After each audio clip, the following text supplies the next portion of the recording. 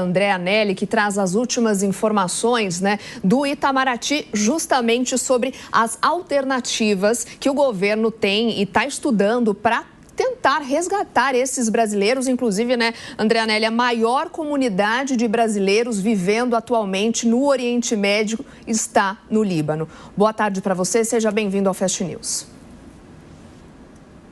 É isso mesmo, Soraya. Muito boa tarde a você, boa tarde a todos ligados aqui no Fast News desse sábado na Jovem Pan. São 21 mil brasileiros, pelo menos, vivendo ali no Líbano, de acordo com estimativas do Ministério das Relações Exteriores, o Palácio do Itamaraty. E a pasta tem negociado com os governos próximos ali do Líbano, então, justamente então da Síria e da Jordânia, no sentido de fazer com que seja criado um corredor de evacuação desses brasileiros. Mas, até o momento, o Ministério das Relações Exteriores, o Palácio do Itamaraty, ainda não manifestou nenhum comunicado oficial de que vai haver a repatriação, a evacuação desses brasileiros. Isso porque a situação é estudada com muita cautela ali na região, para não criar, primeiro, um pânico generalizado e também porque, de fato, os meios de transporte do Líbano ainda continuam em funcionamento. Um exemplo disso é o aeroporto de Beirute, capital do Líbano, o aeroporto que continua aberto, então,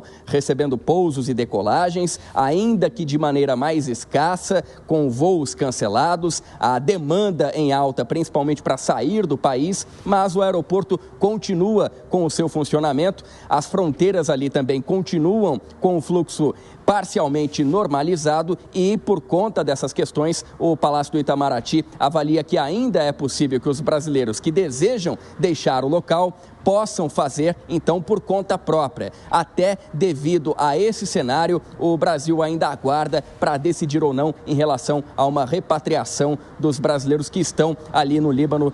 Repetindo, cerca de 21 mil brasileiros, essa é a estimativa. É um cenário muito diferente do que acontecia, por exemplo, na faixa de Gaza, ali na Palestina. Houve negociações com o governo de Israel por mais de um mês para que o Brasil pudesse repatriar os cerca de 30 brasileiros que estavam ali na região, porque, primeiro, as fronteiras da faixa de Gaza são controladas por Israel e também não existia nenhum tipo de modalidade aérea que pudesse retirar, então, os brasileiros, nem mesmo por conta própria e nem mesmo com o aval do governo brasileiro, com a ajuda do governo brasileiro. Portanto, como a situação é diferente em relação à faixa de Gaza, o governo brasileiro ainda estuda formas de fazer a repatriação dos brasileiros que estão ali no Líbano, mas pela possibilidade ainda de os brasileiros conseguirem deixar a região por meios próprios, o governo brasileiro, então, não deve tomar nenhuma atitude nas próximas horas. Repetindo, então, que o Palácio do Itamaraty, o Ministério das Relações Exteriores,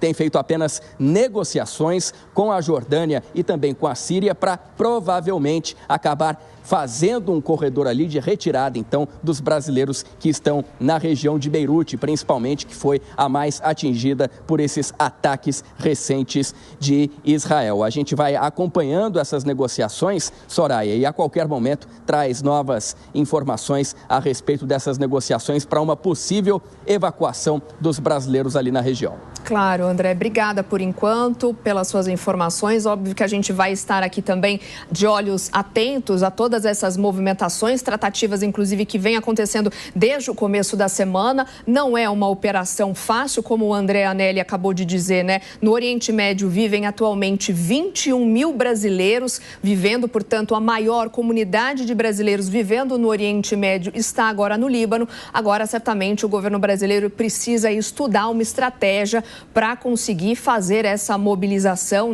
De fato, um desafio grande. A gente vai ainda falar sobre esse assunto ao longo do Fast News deste sábado.